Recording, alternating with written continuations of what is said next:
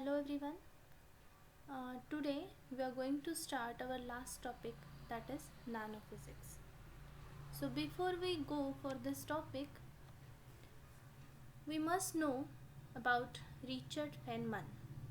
He is known as forefather of nanoscience because in 1959, in his famous talk, "There are plenty of room at the bottom," he speculated about the nano world. He speculated that the machines and engines there are at atomic or molecular level. And he also speculated that it is possible to write all 24 volumes of Britannica Encyclopedia on a pinhead without violating laws of physics. So, this Richard Feynman is known as forefather of nanomaterials. But though he speculated this in 1959, the actual work on nanomaterial take a grip after 1980s. So let's see what is mean by nanoscience and nanotechnology. Is there any difference or both are same? So the definition of nanoscience is it deals with the study of production and properties and possible applications of nanomaterials. Whereas the definition of nanotechnology is it is the art and science of manipulating and rearranging atoms or molecules to produce new materials that have entirely new structure with novel properties for a certain application. So what is difference between them?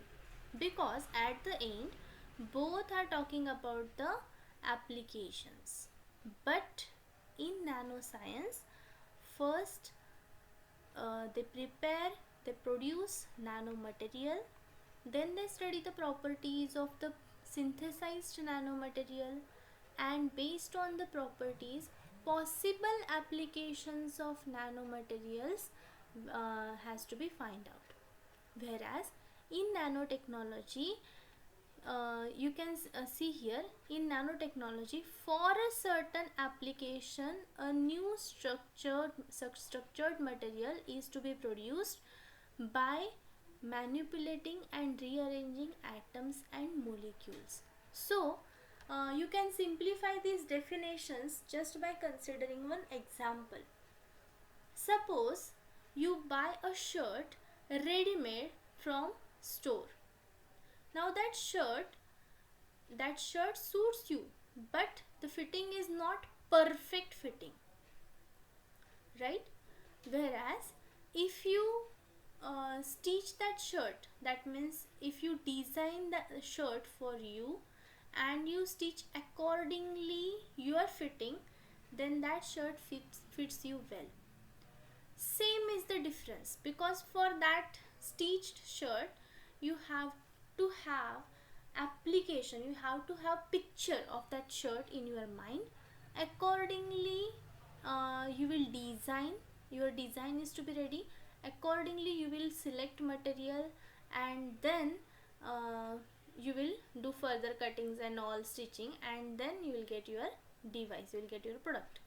But here when you buy a shirt from store ready made, initially number of shirts were designed by certain by some fittings, and whatever fitting is approximately suitable for you, that you choose. So that is the basic difference between nanoscience and nanotechnology. In nanotechnology certain application should be there in the mind. According to that application, for that device whatever properties are required, that you will decide. For that properties which material is suitable, that you decide, and then you rearrange, you manipulate the position of atoms and molecules to synthesize that material for get the certain properties, and you will form the application. Whereas in nanoscience you randomly choose any material, Then you synthesize that material. You will study the properties of that synthesized material, and then based on the properties, whatever the application, possible application of that material, that you will prepare. So that is the basic difference between nanoscience and nanotechnology. So what are nanomaterials? Nanomaterials are the materials which is having at least one dimension less than 100 nanometer. So I hope you know what is mean by nanometer. 1 nanometer is equal to 10 raised to minus 9 meter. Okay. So nanomaterials are the materials which has at least one dimension less than 100 nanometer. And why nanomaterials are important? Because this material shows a dramatic change in the properties than the bulk material.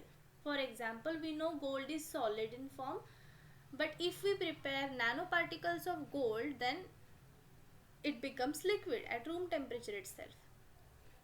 We know copper is reflecting to light, but when we make nano copper, it is transparent to light. Okay, so due to this dramatic change in properties, nanomaterials are very much popular and they are having wide applications.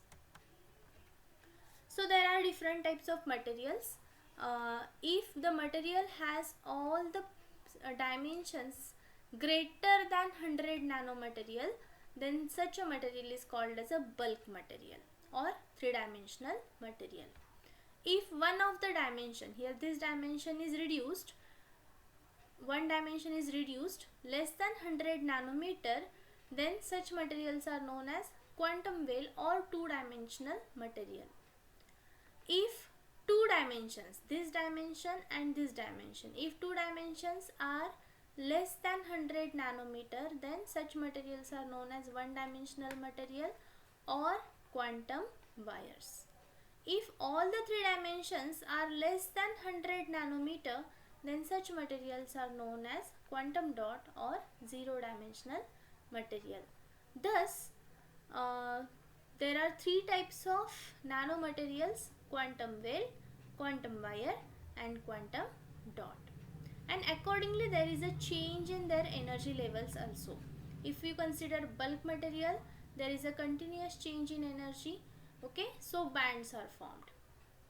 If we consider two-dimensional material, there are discrete energy level, but the energy levels are not perfectly separated from each other.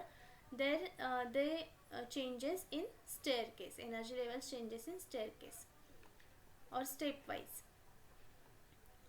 In one-dimensional material, you can see this change in energy level. Here the density changes, it decreases exponentially. Density of states decreases exponentially. Okay, so here is more separation of energy level takes place. And in quantum dot, it is identical to that of atoms, which is having exactly isolated energy level or discrete energy levels.